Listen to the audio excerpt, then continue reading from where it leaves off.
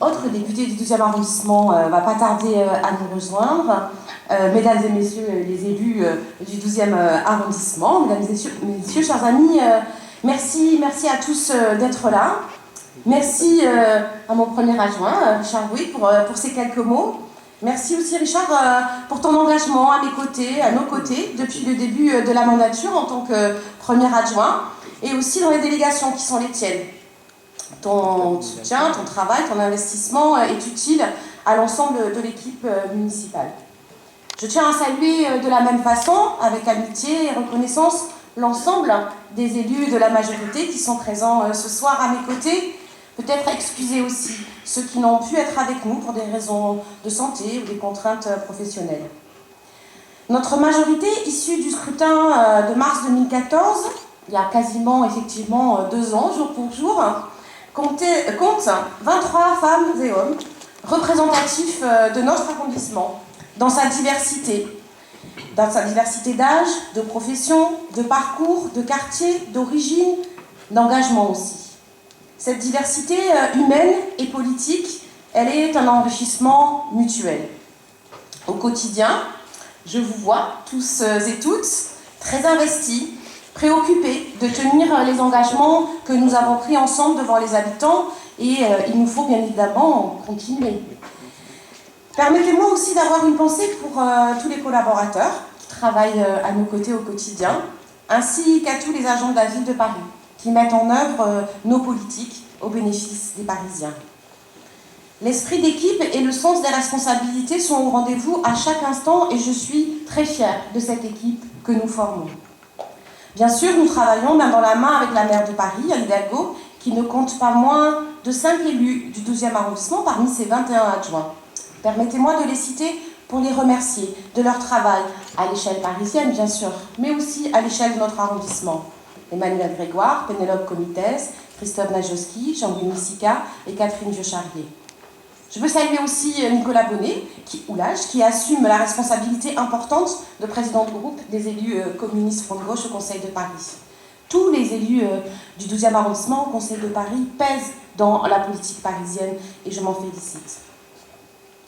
Dans un contexte politique difficile au plan national, il est important de dire que cette équipe parisienne, pluraliste, fonctionne bien. Cette diversité des parcours produit des débats, mais aussi de l'efficacité et de la justesse dans les projets que nous portons. Certains parlent d'équilibrisme. Moi, je revendique une part d'équilibre. Depuis 2 ans, nous avons su rester unis pour engager les premières réalisations du contrat de mandature dans un rythme très soutenu. À titre d'exemple, je me félicite du vote unanime obtenu ce matin même sur le projet d'ouverture de la petite ceinture, fruit de longues discussions entre nous. Parce qu'effectivement, des échanges, il en existe, bien sûr, et je dirais même heureusement. Mais ils sont constructifs, à l'appui de nos valeurs communes et respectueux de nos engagements respectifs. Ce soir, comme l'an dernier, nous avons à cœur d'échanger avec vous sur ce travail et ses résultats concrets après 2 ans de mandat. Richard l'a dit tout à l'heure, cet exercice du compte-rendu de mandat, il est un peu dans l'ADN de la gauche parisienne, depuis l'élection en mars 2001 de Bertrand Delanoë. Pour nous, c'est une manière de porter haut les valeurs démocratiques de notre ville. Alors cela paraît une évidence aujourd'hui, d'attendre de ces élus qu'ils rendent des comptes de leur action. Mais il faut réaliser que ce n'est pas du tout une pratique répandue de manière identique dans tous les arrondissements parisiens et ce n'est pas du tout une pratique au cœur de tous les élus de la République. Nous le revendiquons, nous y tenons. Nous n'imaginons pas mener un travail en chambre déconnecté des acteurs de terrain et des habitants. D'ailleurs, au-delà de ce rendez-vous de compte-rendu de mandat, c'est en réalité tout au long de l'année que nous allons à la rencontre des habitants du 12e, des Parisiens en général, à chaque étape des différents projets. Les échanges sont nombreux et ils s'organisent aujourd'hui sous de nouvelles formes, plus variées, plus attractives, aussi parfois plus ludiques.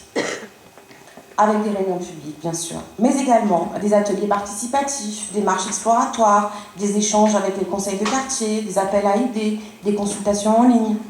Les occasions de débattre démocratiquement sont démultipliées pour non seulement vous dire ce que l'on fait, mais plus encore le faire avec vous. Avec Anne Hidalgo, nous sommes en effet entrés dans une nouvelle étape du rapport démocratique. Au-delà du dialogue et de la présentation des projets, nous voulons aller plus loin en associant les habitants à leur élaboration. L'objectif, c'est le plus souvent de co-construire les politiques parisiennes avec vous. Cette démarche innovante peut en déstabiliser quelques-uns. Ce n'est pas que nous n'avons pas d'idées. Il ne s'agit pas non plus de ne pas assumer nos responsabilités d'élus, mais bien de renouveler la relation entre habitants et élus et faire vivre la démocratie de manière continue et sans cesse renouvelée. Cet engagement, il est fort pour nous, il ne supporte aucune exception.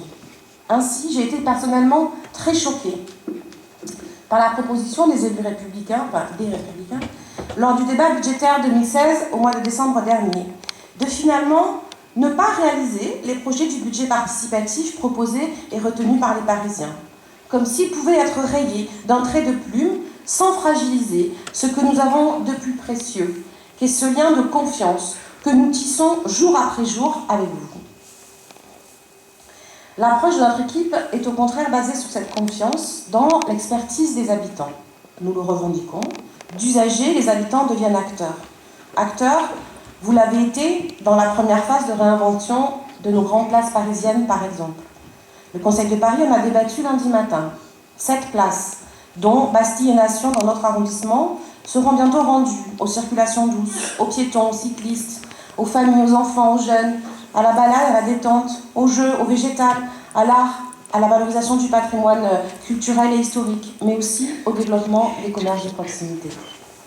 Et pour construire ces beaux projets, l'expertise des habitants a rejoint celle des experts architectes, urbanistes, paysagers, ingénieurs.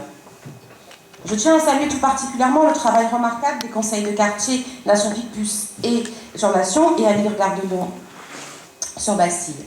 Votre investissement dans ces projets a été très utile avec vos collègues des autres arrondissements. Et il est appelé à se poursuivre dans la phase de collaboration des projets dans le cadre des collectifs innovants associant experts et habitants souhaités par la maire qui s'installeront bientôt sur nos places. La reconquête de l'espace public plus apaisé est donc bien engagée. Avec la maire, nous revendiquons cette ambition de réduire la circulation automobile et les déplacements des véhicules polluants dans Paris. L'amélioration de la qualité de l'air est un enjeu de santé publique. Ainsi, la reconquête de nos grandes places ou encore celle des voies sur berge sont des projets structurants auxquels notre majorité parisienne adhère et est pleinement mobilisée. Nous avons en effet la responsabilité de faire évoluer cette ville, comme le font toutes les autres grandes villes du monde. La collaboration est aussi à l'œuvre dans tous nos grands projets urbains. Certains suscitent des débats, c'est normal. Nous mettons en chantier de nombreuses parcelles de notre territoire. Je préfère des échanges passionnés à l'absence de débat. Et je n'imagine pas un seul instant que nous puissions concevoir nos projets d'aménagement sans vous, habitants, sans les acteurs économiques, sans les associations de ces territoires. Caserne de Reuilly, Porte de Vincennes, Bénémy-Gare de Lyon, de Bergue Rendez-vous, Paul Valéry, Bercy-Charenton. Voilà, au travers de toutes ces opérations, nous avons l'opportunité historique de réinventer notre ville, mais aussi de corriger certains déséquilibres, en redynamisant, par exemple, le secteur des Maréchaux, en requalifiant les portes de notre arrondissement, en recréant des liaisons entre les quartiers dans un territoire marqué par des coupures ferroviaires, ou en faisant encore émerger de nouveaux quartiers mixtes. Si ces projets permettront de répondre aux besoins importants en matière de logement, rappelons que nous les conduisons en partenariat étroit avec l'État et la région Île-de-France. Je ne doute pas que cela continuera. Nous les conduisons également dans une approche équilibrée de la ville, visant à la mixité, dans la mixité sociale, mais aussi la mixité fonctionnelle, dans un nouvel équilibre entre logement et équipement public et lieux d'activité. Plusieurs projets de logements sociaux ont pu être livrés dès cette année. Je m'en réjouis.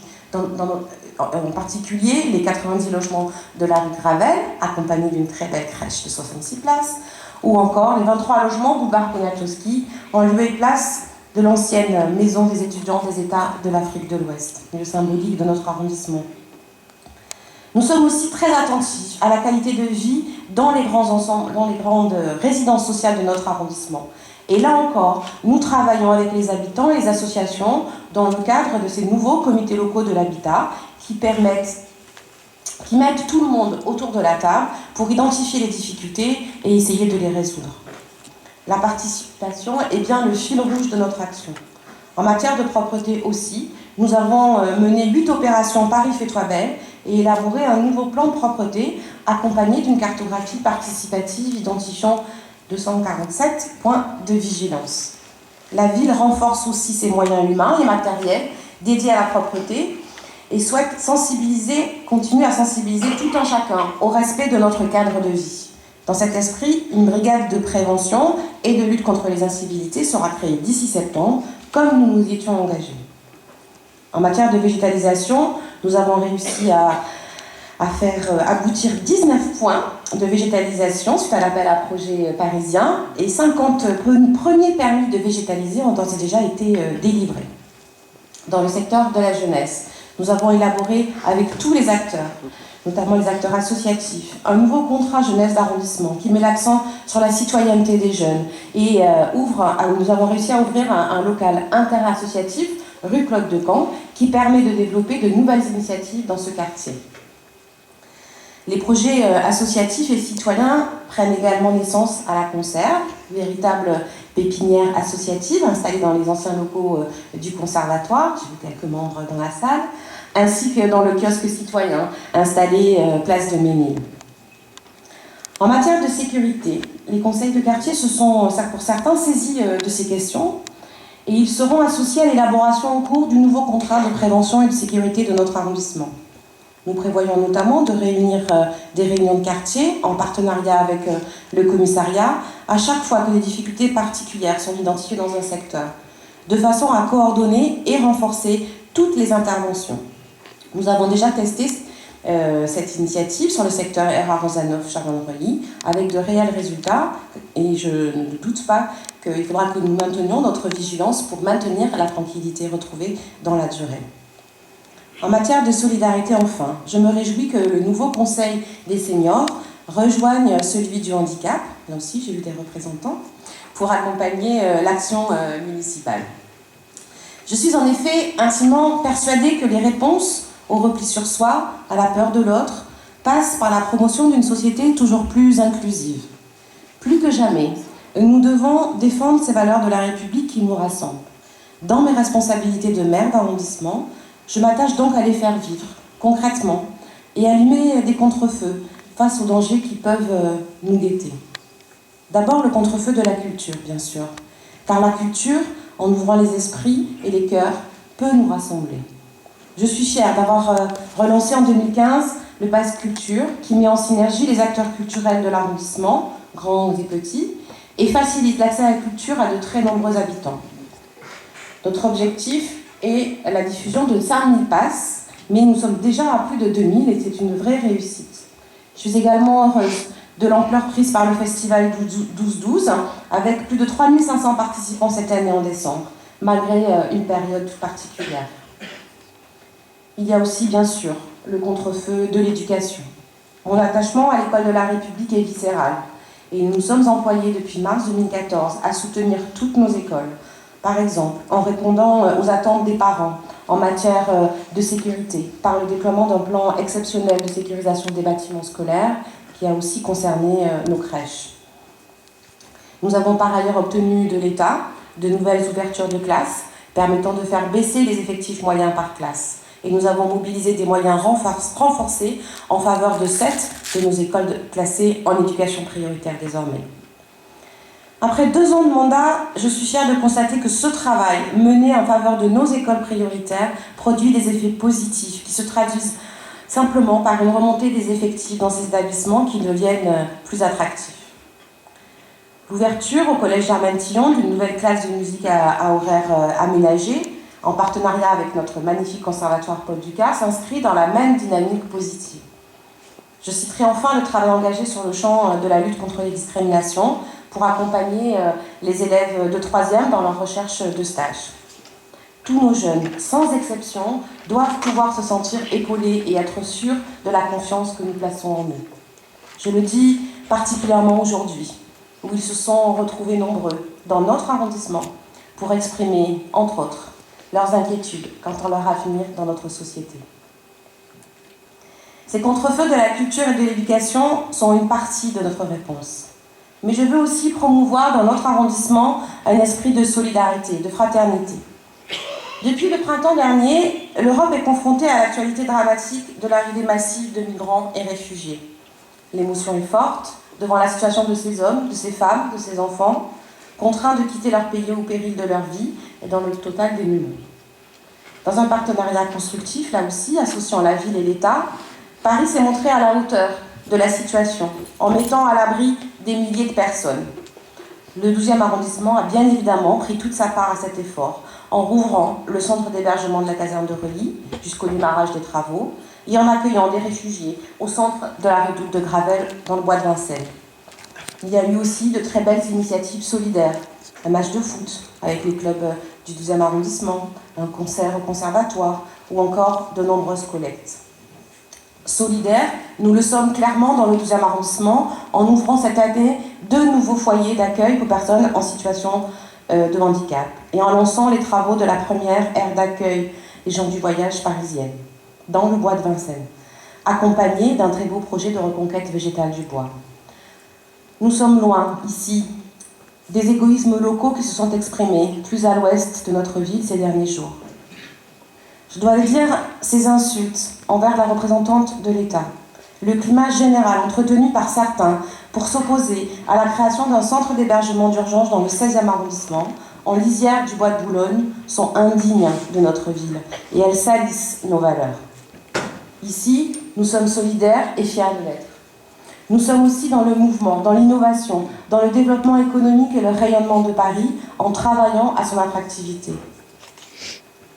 À Bercy, la réouverture de l'Accor Hotel Arena rénové nous place dans la très belle aventure de la candidature olympique de notre ville aux Jeux de 2024. Un projet de 2e aréna à proximité pour l'accueil d'événements de moins grande ampleur et en faveur du sport de proximité a été annoncé. Nous sommes au début de ce projet, auquel nous allons travailler ensemble.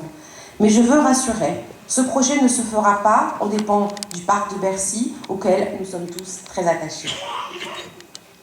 D'autres projets, livrés ou à venir, contribuent à la nouvelle dynamique du 12e arrondissement. Je pense à l'Arc de l'innovation, inscrit dans une logique métropolitaine, qui intègre une vingtaine d'acteurs et de sites de l'arrondissement. Je pense à l'accueil de l'INRIA, Institut de recherche en ingénierie informatique, au Trio Domény. Je pense aux nouveaux hôtels, Porte Bourré, Boulevard Carnot, à la Nation. Je pense bien sûr au premier coup de pioche donné à l'accueil pour l'installation de l'université Sorbonne Nouvelle, proche de la Nation, à l'horizon 2019. Et je n'oublie pas enfin la dynamique commerciale, avec le nouveau périmètre de contrat de revitalisation sur les secteurs Domény-Montgallet et Saint-Mandé-Pic-Plus. Vous le voyez, 2 ans après, quasiment jour pour jour, notre envie est intacte, notre énergie est entière pour faire émerger un arrondissement du XXIe siècle qui contribue pleinement au rayonnement de Paris, se plaçant désormais au cœur de la métropole. Je vous remercie.